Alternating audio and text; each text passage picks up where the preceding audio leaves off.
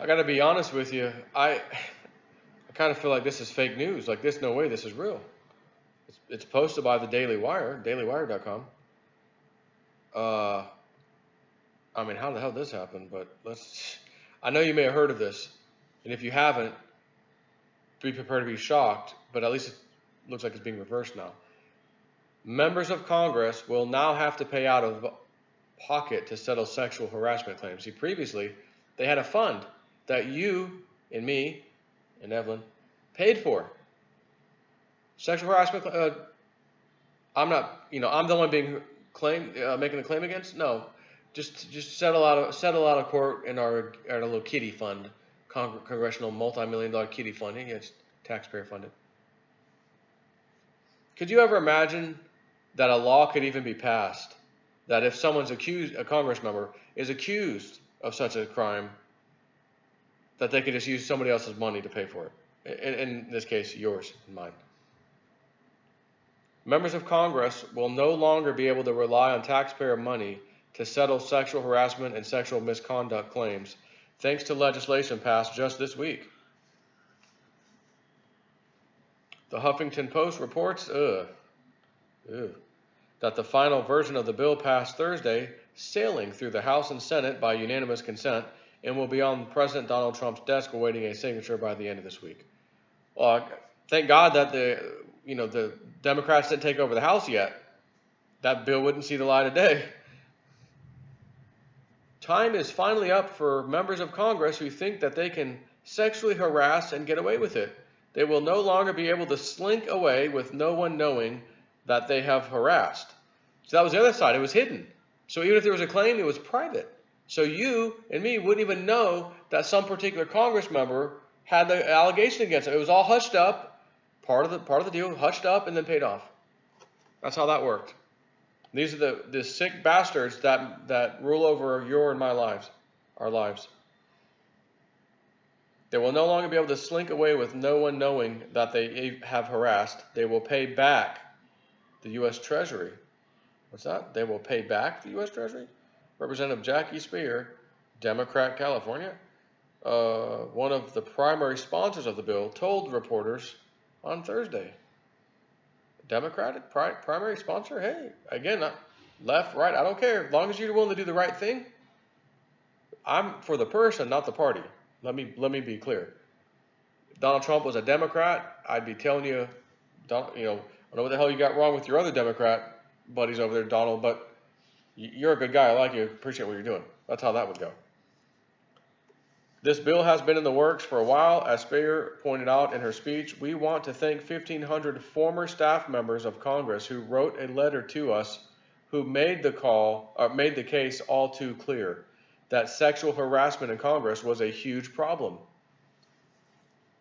Is this breaking news to you right now? Like, are you even aware that there is a sexual harassment problem, or there ever was, throughout Congress? That's something you heard on the news. Say, oh, breaking news. No, it's pretty much hidden. Isn't that amazing? Again, these are the people making our laws. They're going to tell us why we should vote for them. We're going to fix education, and we're going to education and more education, and we're going to fix the deficit, and I'm going to do this. And as soon as I get in there, I'm a big shot, and I want a bunch of young, sweet stuff around me so I can sexually harass them. And if they complain, I just go to the kiddie over here. I pay these girls off, And I'm curious, I'm sure there's some, remember Barney Frank and the boys? There's some gay members of Congress. I wonder if the gay members of Congress were doing harassment to, for example, males to other males working with them, or females to females. 1,500 former staff members. That's not 10 or 20. If it was 50, wow, 50 of you? Jesus, how many of you congressmen? 1,500. That's like 3 per Congress member? 3.5, per Congress member? What the? Spear and bipartisan group of congressional leaders began drafting the bill last year after the hashtag #MeToo movement exploded across social media, ensnaring powerful men in Hollywood, in the media, and even in the federal government. Both Senator Al Franklin and Representative Blake Farenthold resigned their position. Now that's a Democrat and a Republican, by the way. Resigned their positions in Congress after past indiscretions came to light in late 2017 and early 2018.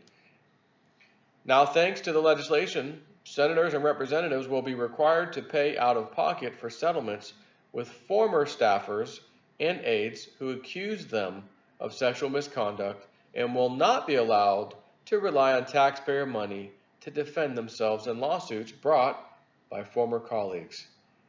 Sue, you 1,500 people, sue the living shiznit out of those bastards. Suck their bank accounts dry for everything they've got. Farenthold, for example, spent more than $84,000 in federal money defending himself against a suit brought by a former legislative director who claimed that then-congressman used inappropriate, sexually charged language in an interaction. Another aide also claimed Farenthold created an unsafe work environment through his sexualized language and foul exploits. Huffington Post reports that the bill goes a bit further than just limiting cash flow, reforming a grievance reporting system mired in the 1990s. Under the current law, which has been in place since 1995, Capitol Hill staffers who claim they've... Oh, now that was Bill Clinton. Papa Bush to Bill Clinton, right? Time frame. When this law was put in place, Capitol Hill staffers who claim they've been harassed or discriminated against have to undergo counseling, mandatory arbitration, and a 30-day cooling-off period before going to court. They won't have to do any of that anymore. The bill doesn't accomplish everything Spears set out to do. The provisions within the bill are limited to sexual harassment claims and sexual misconduct claims only, not claims of discrimination, even if those claims are sexual in nature. The bill also does not provide representation to alleged victims free of charge, although those two requests were in the House version of the bill. Senate leadership encouraged the bill's authors to pursue those objectives in separate legislation. Yeah, good. It shouldn't come from the government for them to bring these cases. I mean, I want to help them, but no. You guys get a lawyer and let your lawyer go after the bastards, because then more money that they're going to have to come up with. When you win, they're going to have to come up with your court fees, lawyer fees, all that stuff. They're going to have to pay for it. And I hope you effing bankrupt them. That's what I hope. The law also is not retroactive. So although former Representative Farenthold pledged to return the $84,000 he used to defend himself, something he has yet to do, by the way, is probably a lost cause for taxpayers. Well, got some comments down there. Now expose all the Congress people who have used taxpayer funds previously to cover indiscretions. Someone says all 268 from 1995. Memo to Democrat congressmen. Not to worry, Dems. The existence of this repugnant fund to pay off your paramours would never, ever come up should you foolishly try to impeach our president. No Republican congressman would ever insist the names of all members who ever used this vile payoff fund to be made public. No. Such a public shaming, career-ending possibility could never, ever happen or influence any member's votes to impeach. Enough said, just something for you Trump-hating Democrats to ponder. What's good for the goose is great for the dandy ganders. Oddly, here we go. Oddly, Trump was using his own money. Using someone else's money is bordering on criminal. I think he should just open it up to the public and let the chips fall all over the place. Again, could you imagine having any kind of charge come against you? Well, I'm a congressman. So you passed the Affordable Care Act, Terrible Care Act. Yeah. So you guys are getting that too? No. We've got this phenomenal Cadillac plan at the federal government, and when we retire, we still retain it. By the way, we still keep our health care. Because we're doing such a good job for the country. We're doing such a phenomenal job, we get to keep it. We deserve it. It's my health care, and I need it now. I mean, what the hell is this? But again, I go back to the cycles of government, the old ancient Greek philosophers, and they would talk about these cycles and how they're all temporary, and And one of the key things, I don't know if it was Plato or who was saying it. I'm trying to think, who was it? I've done the video 3 times, but it's been a while. But he said, chipping away, even the small amounts of chipping away at laws should be prohibited. Because if you chip away, make a little slight change, make a little slight change, make a little slight change, after you count up all the slight changes, there's a whole bunch of damn changes. The damn law is no longer, in existence. It's on the books, but it doesn't matter because this other law and 5 other laws now pretty much supersede that. Which is why we have a Constitution. In the Constitution, you can't make a law that kind of cancels, for example, right to bear arms. The entire country should be open carry. You want to put a gun on your hip with a holster, 18 years old or whatever, you're adult, go for it. That's how it should be. The Constitution doesn't say, well, you have to hide it, you have to conceal it. Oh, and you can't have more than 10 rounds in a magazine, and you can't have a banana clip, and you can't have a rapid fire. Okay, but everything the government has, we should have, because the law, that particular part of the Constitution, Second Amendment, was written so that a tyrannical government couldn't go after the people. We had a means to defend ourselves. It wasn't for hunting. We're not talking about going out hunting rifles. Yeah, we didn't say you were, you idiot Congress members. You're going after our assault rifles and everything else. Whatever the government has, that can be used against the people, right? Which is why they say, well, you can't have an army tank, right? But the government can't use an army tank against the people. They can't use stealth bombers against the people. Nonetheless, if this was another country, I would be reading this to you and saying, oh, well, yeah, Venezuela, what do you expect? But I'm an American, and I'm reading you something that's American right now. This is real.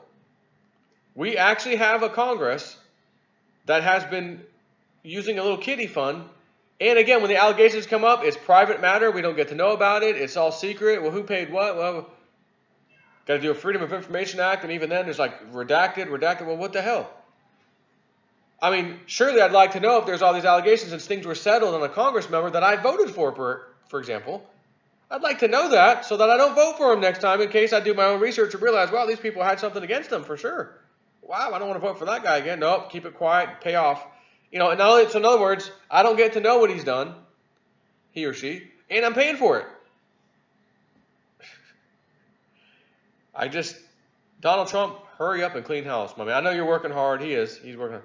But damn it, I need some action. I want action tonight. Satisfaction. All right.